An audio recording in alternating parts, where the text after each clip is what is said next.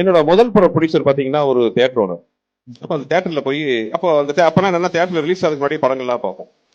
அப்ப நாங்க ஒரு படம் அங்க பாக்குறோம். அந்த படத்தை பார்த்தோம், எனக்கு அந்த படத்து மேல பெரிய ஒரு நம்பிக்கை இல்லை.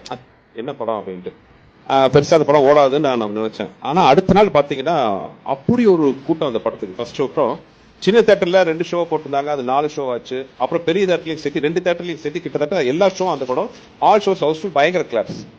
எனக்கு ஒன்றும் புரியல, பைத்தியம் பிடிச்ச மாதிரி அந்த படத்தை மறுபடியும் எல்லா ஷோ போய் பாக்குறேன். ஒருவேளை ஒரு ஷோ ஆடியன்ஸ் பிக்ஸடா இருப்பாங்க, அடுத்த ஷோ மாறுவாங்கன்னு பார்த்தா எல்லா ஷோலையும் இந்த பர்டிகுலர் இடத்துல கை தட்டாங்கன்னா கை தட்டுறாங்க, இந்த பர்டிகுலர் சில விசடிக்கிறாங்க விசடிக்கிறாங்க. ஸோ ஆடியன்ஸோட பல்ஸ் ஒரே மாதிரி இருந்துச்சு. அந்த படம் went and became super hit. ஒரு வகையில் இன்டைரக்டா அந்த படத்தோட கதாநாயகனா எனக்கு இன்னொரு வகையில குருநாதர் ஆனாங்க. படத்தோட பேரு ரசிகன், கதாநாயகன் தளபதி விஜய் அவர்கள். என்னுடைய முதல் படம் நாளைய தீர்ப்புல நடிச்சேன். ஆனா அந்த படம் எனக்கு கைவிட்டுச்சு. அதுக்கப்புறம் நான் ரசிகனை நம்பினேன்.